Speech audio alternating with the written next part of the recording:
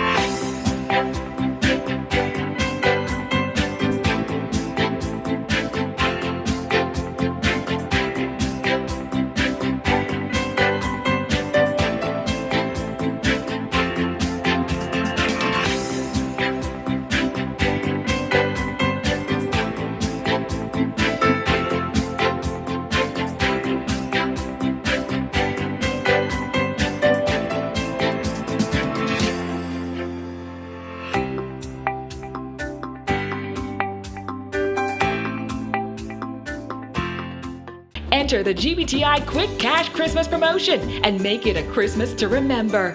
You get up to $500,000 easy for anything you want this Christmas. Plus, enter for a chance to win fabulous items for your home.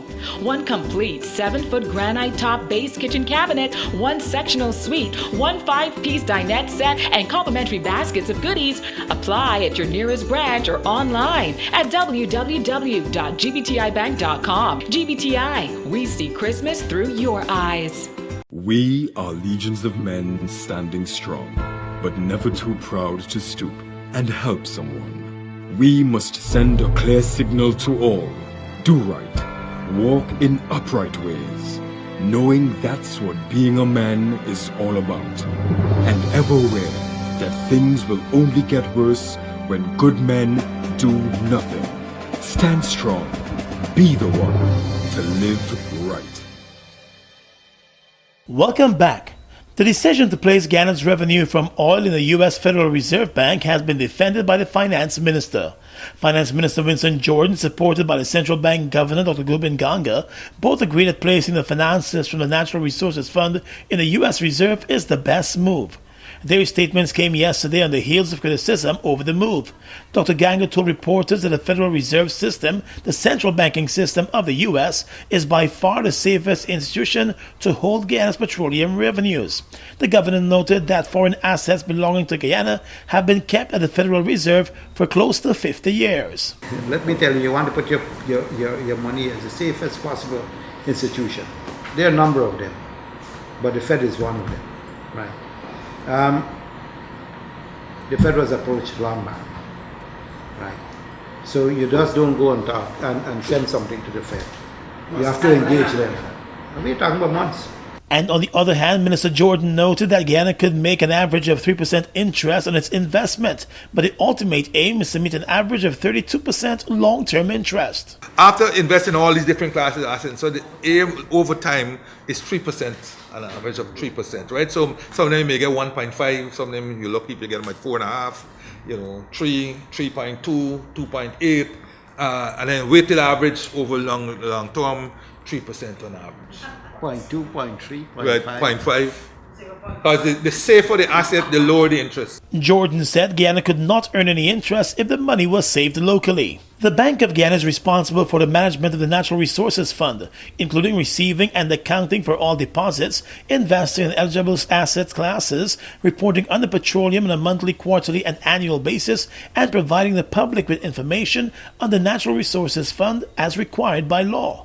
In preparation for its role as operational manager of the NRF, the bank has begun to build additional capacity, supported by the World Bank. While U.S. Congressman Gregory Meeks, who represents New York's 5th District, which covers the borough of Queens, is expected to make a visit to Guyana. According to reports, Congressman Meeks was expected this weekend, but his visit might have been delayed by the ongoing impeachment hearings taking place in the U.S. Congress against the U.S. president. Meeks was reportedly expected to meet with a number of officials during his visit, including with members of the opposition People's Progressive Party. News source understands that the government of Guyana was aware of the planned visit by the U.S. Congressman. A few months ago, Meeks had issued a statement indicating that he was closely monitoring the unfolding political situation in Guyana. In that statement, he said he wants to see democracy prevail, as it must in all strong and thriving democracies, noting that Guyana is one of the hemisphere's most strategically important partners to the U.S., and it stands at the brink of potentially transformative economic development. When President David Granger issued a date for the elections, Meeks issued a follow-up statement welcoming the announcement. A few years ago, the U.S. Congressman came under investigation by an ethics committee of the U.S. Congress after it was revealed in court documents that he had secured a $40,000 payment from Guyanese U.S. businessman Ed Ahmad, who was found guilty of a multi-million U.S. dollar fraud scheme. Meeks claimed it was a loan. The convicted businessman was closely linked to several key players in the former Pacific government, and he also had plans back then to make major investments in Guyana. Let's tell you now that as anticipation continues to mount for the production of oil in Guyana, the ExxonMobil company appears to be pushing for first oil before the end of this year. The revelation was made on Wednesday by ExxonMobil's Senior Director of Public and Government Affairs, Dieter Moe. During an appearance on the 94.1 FM Jumpstart Morning Show, the senior director confirmed that first oil will definitely be coming within weeks. So we're actually in the hookup and commissioning phase, which actually means, we're doing the final hookups of all the equipment from the sea floor all the way up to the Liza Destiny, our floating production, storage, and offloading vessel. And then once that is done, we are instituting a ton of checks. So we're doing leak tests, we're doing pressure checks, we're making sure all the equipment is ready before we introduce any oil in the system. We want to make sure it's safe, and we're going to be environmentally responsible when we do all of our operations. So that is the key thing. So if it takes 10 more days or if it takes 2 more months, we will do everything we can to make sure that those checks are done the right way. Exxon has already made 14 discoveries of oil-bearing sandstone reservoirs just off the coast of Guyana. At present, the company is in its hookup and commissioning phase. Commitment to the environment is paramount in everything that we do. Yeah. It's something we keep in mind. There's been a lot of questions around oil spill response. Our approach is to prevent it, of course. We certainly don't want anything to happen, but also prepare and practice. So in terms of making sure we have the right equipment in place, the right training in place, that we prepared ourselves, our contractors, working hand in hand with the CDC and others to train them up, and then of course practicing that in a way to do that. And then, of course, before we even drilled, we did a lot of environmental survey work for every project. Before we actually can develop it and move forward, we have to do an environmental impact assessment that looks at a variety of different factors. Yeah. Everything from, the fishery impact, marine impact, to air quality, to, what it might, the social impacts, which some of them are very positive. The Liza Destiny is designed to produce up to 120,000 barrels of oil per day, with a storage capacity of up to 1.6 million barrels. The vessel will be used in the Liza Phase 1 project, which is approximately 190 kilometers offshore in water depths of 1,500 to 1,900 meters.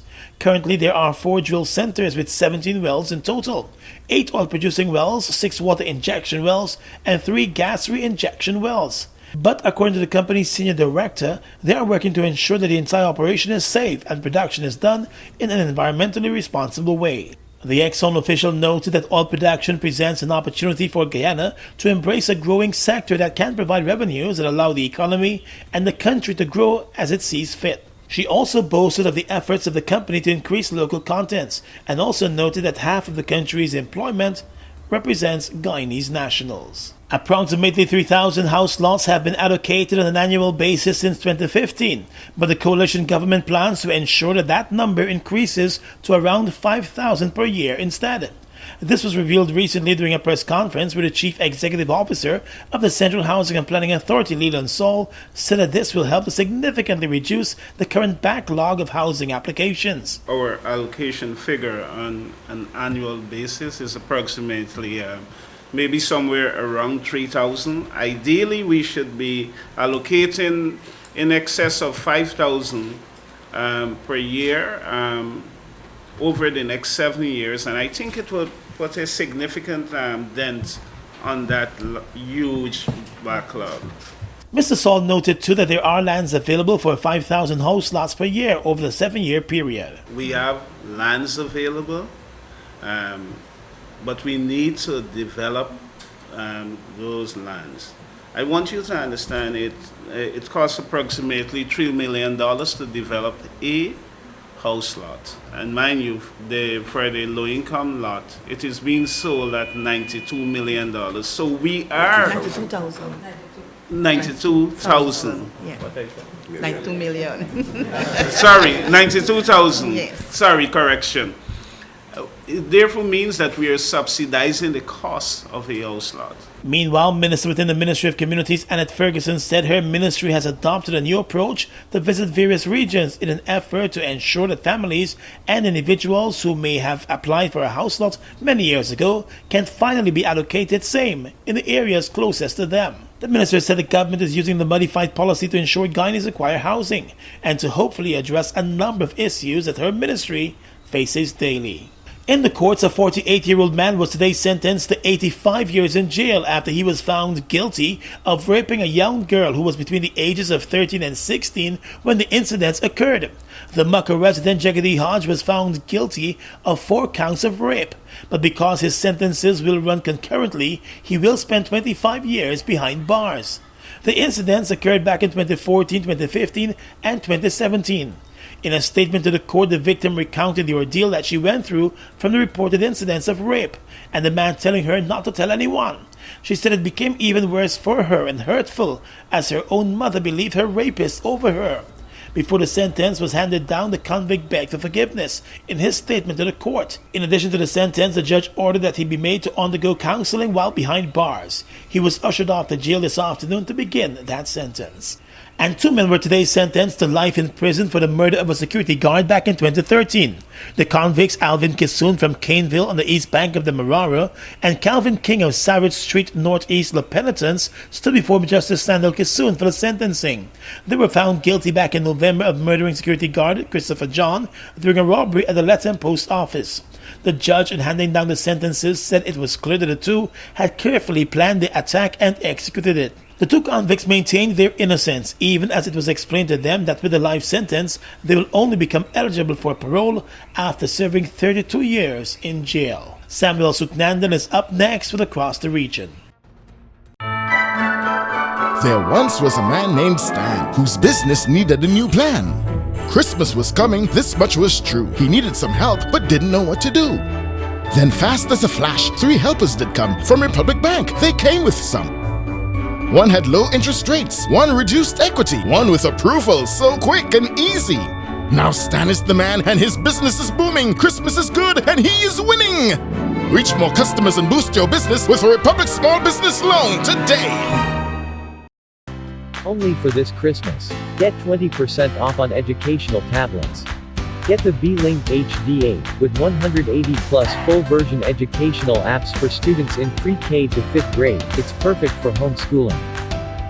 Get creative with the Edu Tab Pro 10.1, designed for professionals, teachers and higher education students. Whether you are an architect or artist, there is an EduTab for you. EduTab tablets were designed for Caribbean students.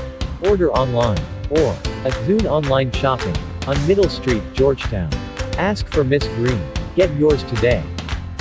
Special terms and conditions apply. Coupon cannot be used in conjunction with other coupons. Orders may be subject to local taxes and import duties. Discount price is promotional for online orders only and does not include local nor international shipping. Purchase limited to 2 devices per household. They've made a positive impact on the heavy-duty transportation industry in Guyana since they've arrived.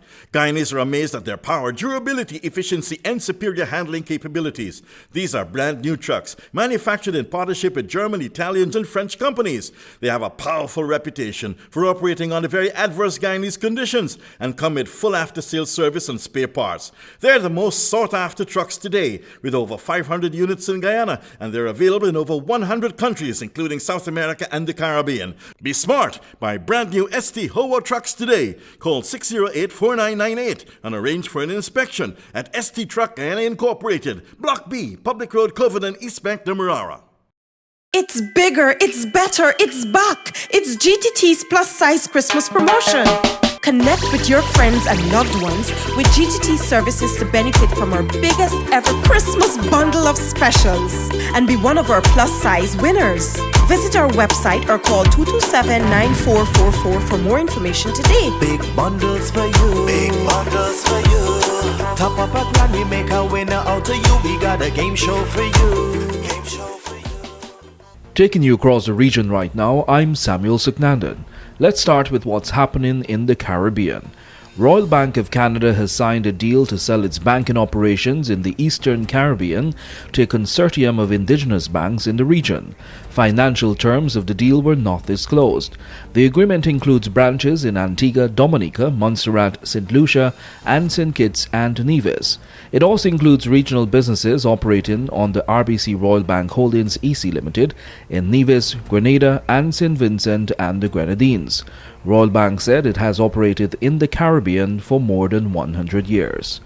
And now for a look at what's happening in Latin America. Rescue workers in Chile have found human remains after an Air Force plane with 38 people on board went missing on Monday. There were no survivors, said Chilean Air Force head Arturo Merino. Governor Jose Fernandez said relatives of those missing had been informed of the find. Earlier, Chile's Air Force said that wreckage had been found floating in the area where the C-130 Hercules cargo plane had last made contact. It was en route to a military base in the Antarctica region.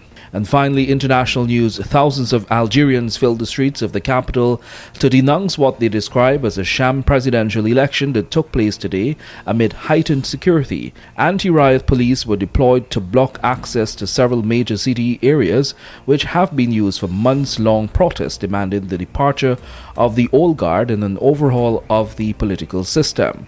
Voter turnout stood at 33% just 2 hours before polls closed, according to Algeria's Independent Election Monitoring Authority. More than 24 million people were eligible to vote. And that's your News Source Evening Bulletin for tonight. Have a good night.